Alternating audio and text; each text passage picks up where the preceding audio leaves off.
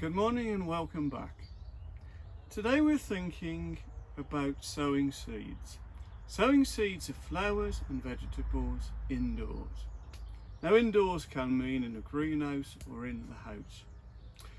It's early springtime here in the UK. It's still quite chilly. In order to get seeds to germinate, we really need to provide them with some heat. One way of accomplishing that is to use what I've got here in front of me, which is a small propagator unit. This is a sort of heated propagator unit. We've got the plug on here that we will plug into a socket, and this can be used in a greenhouse, or it can be used inside the house in a conservatory, or even kitchen window, something like that. It's very versatile, very useful, and this will provide the heat that the seeds need in order to germinate. Now I'm just going to give some little examples here of the sort of things that you might want to put into a propagator unit, a heated propagator unit like this. Now to begin with, I filled these trays quite full with compost. These are just small removable plastic trays. I've put some compost in, not totally to the top, but they're pretty well filled. So what I'm going to do to begin with, in this tray here, I'm going to put in some marigold seed. I'm just going to sprinkle the marigold seed lightly over the compost. I'm not being too particular here, I'm just spreading them out as best I can. And so the seed is just scattered over the top of the compost.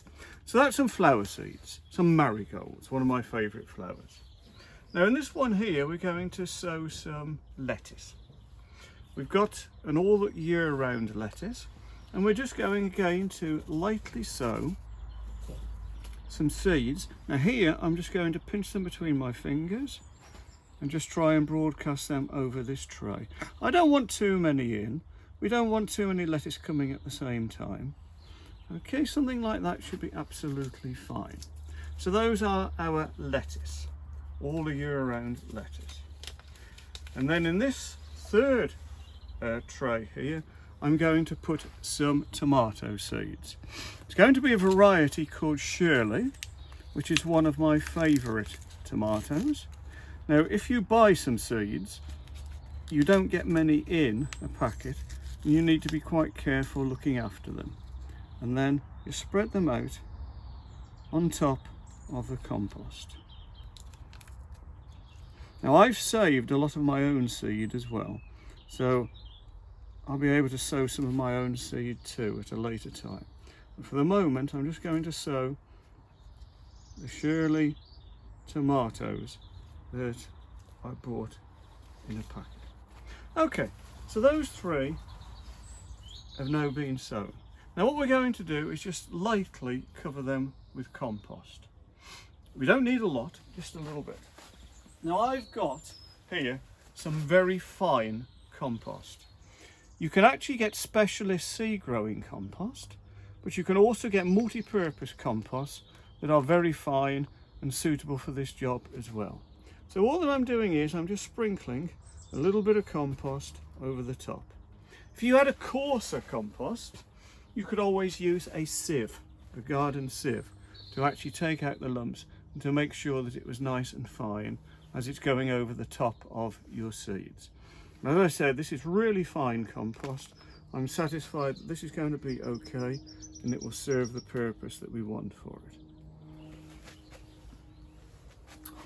Okay, I think that should be fine. So let's just smooth that out a little bit. Just firm it down very slightly. And we've got our marigolds, our lettuce and our tomatoes in these three trays.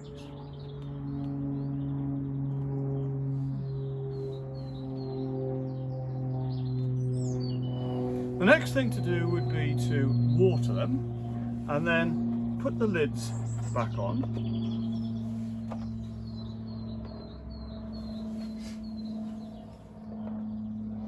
And take to where you're going to use the unit. As I said, it could even be in a kitchen window, something like that. It's perfectly sort of sized for that sort of thing. Plug it in It should give you a constant heat. Some of these are adjustable as far as heat is concerned. Some just use one sort of standard heat depending on what sort of standard of propagator you've bought. So that's one idea of how you can get your seeds started.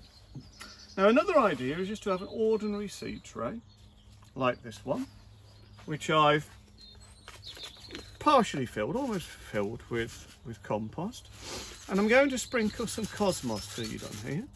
Cosmos are one of my favourite flowers again.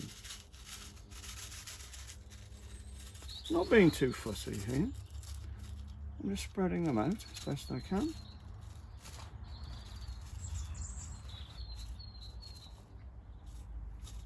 They might actually be absolutely fine. That's a few cosmos. Again, we're using the fine seed compost here, spreading it over. We don't want a great covering, just a fairly thin covering. We're spreading the compost lightly over.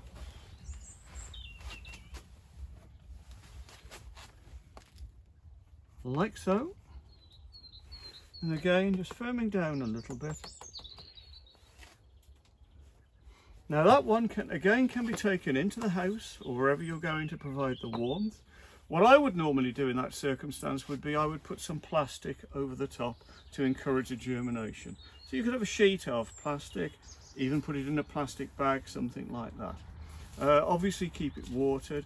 As soon as they germinate, you would then need to take the plastic or whatever you've got off to allow them to grow properly.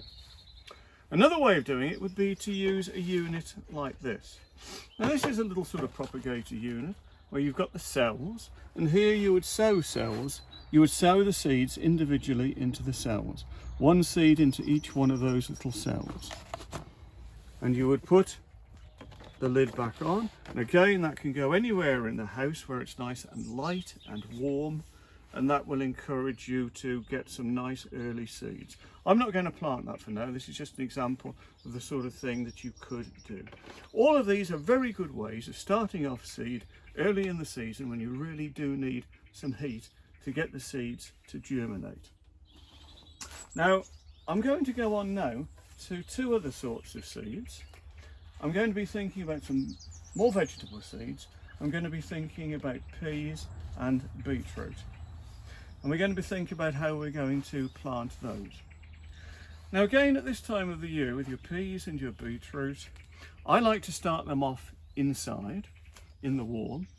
Obviously you can direct sow into your raised beds or your vegetable garden a little bit later on. It's a little bit early, certainly where we live in the UK, it's a bit early for us to be doing that at the moment outside. I like to start them off inside. You tend to get a much better sort of germination. And so here I've got some peas, and in this tray here I've put, it's quite a deep tray, quite a large deep tray, and I've put some compost into the bottom. And so I'm going to sprinkle the seeds in and cover them up with some compost, water them and put them in a heated greenhouse. But again, you could do this in the house if you wanted to. Now, I've actually put some cardboard in the bottom here, because I'm hoping that I will actually be able to lift that out later and then slide them into the ground where they're going to be growing. And I've done the same with the beetroot as well. So I'm just going to broadcast the peas into this side of the tray. I like to put in quite a few.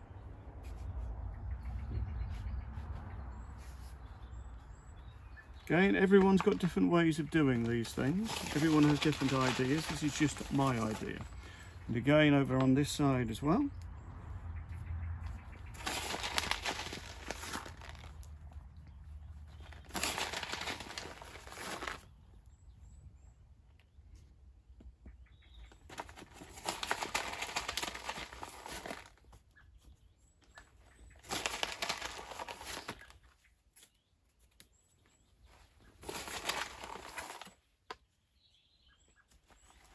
Okay, I think that should be absolutely fine. So again then, I'm going to put a little bit of compost on top. This time I'm using a coarser type of compost.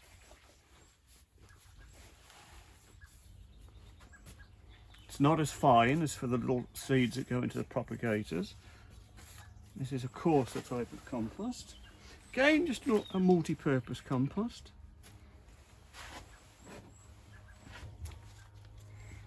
And we're just covering up those seeds.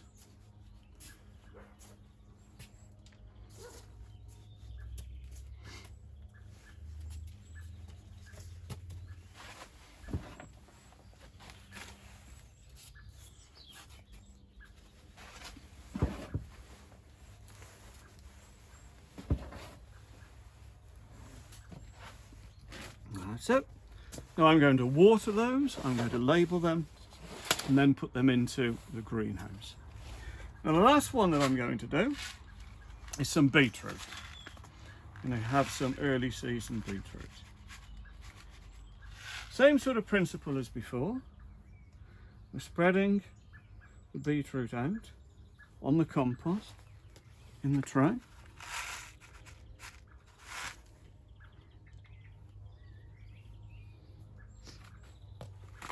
Okay.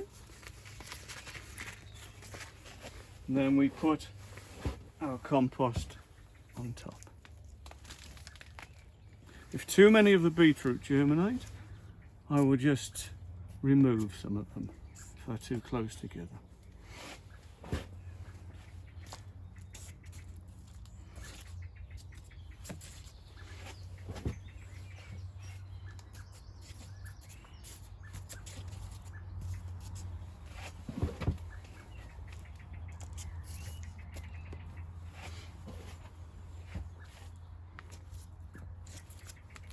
Okay, so that's all right for that.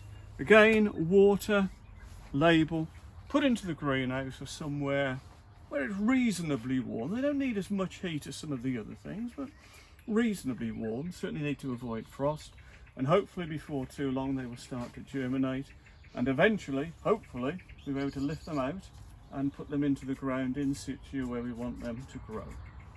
But obviously before too long, it will be possible to actually directly sow into the ground outside as well. So I hope that's just given you a few ideas, some very basic ideas about seed sowing. And we'll be continuing this theme in due course. Thank you.